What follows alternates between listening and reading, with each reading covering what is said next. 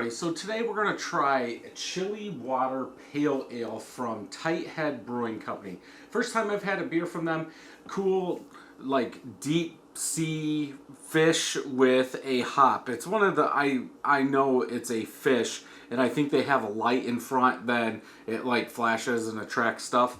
But yeah, this is the first time I've had a beer from them. $2.99. I did pick this up at Megabev. Canned on 7/21/21, so 2 months old. I believe, yeah, there's a whole back thing. Let me cover it up.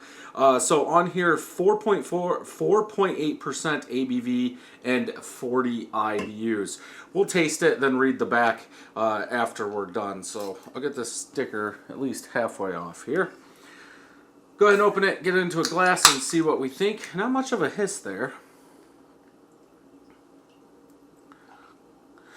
Color pouring out, looks a little dark. Golden color for 4.8% ABV, but that doesn't really mean anything. Off-white colored head, kind of a tannish color, small medium bubbles.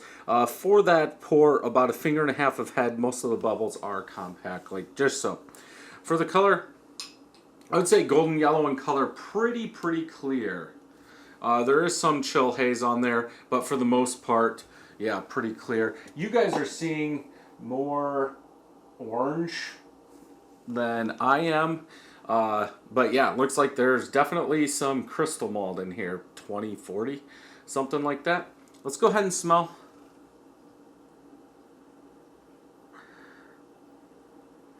Kind of hoppy citrus, but I believe like mango fruit is coming out of there a little bit more. I almost said that backwards. Nah.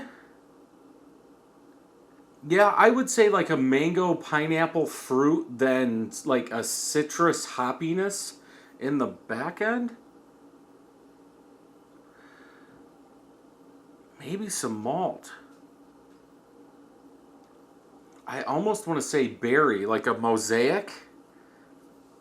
Keeps changing unless I keep smelling new stuff. Yeah, it seems like a mango pineapple, kind of a little sweet. I wouldn't say anything close to like a double IPA, with like a citrus hoppiness and maybe some berry in there. Maybe that berry will come out as it warms up more. Okay, let's go ahead and taste.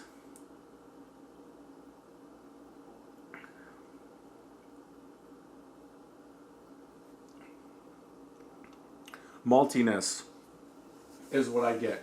Like a little sweet maltiness, fruit, a little citrus bitterness going to the back. Perceived bitterness, 45-50, so I would say it's right in that realm. I get more malty bitterness on the back end, which I think Untapped is calling this American Pale Ale. Yeah, American Pale Ale.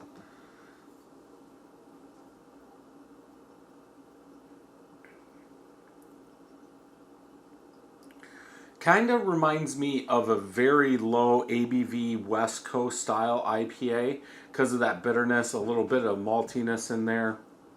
It's not like a hazy IPA or a juicy IPA. It's more that old school West Coast IPA, just toned down some. It does seem like that bitterness builds.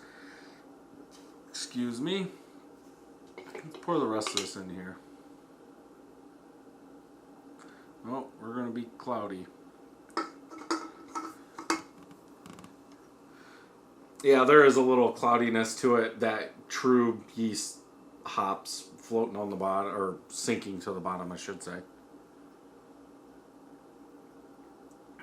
I definitely, even when drinking it and kind of smelling it, more of a fruit. But I don't really get that in the taste. I think that malt bitterness, a little bit of citrus, is probably covering up the fruit. You wouldn't expect too much. I guess tropical or citrus in here with that amount of maltiness that you're getting. It seems like for American Pale Ale, it's a little overdone in the malt section. Like, it should be a little lighter. Maybe the hop profile should come out a little bit more in my eyes.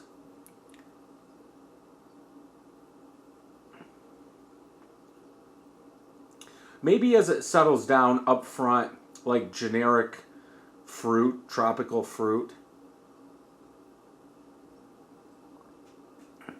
Very light, easy drinking, but it just has that profile of an West Coast IPA, just lower ABV.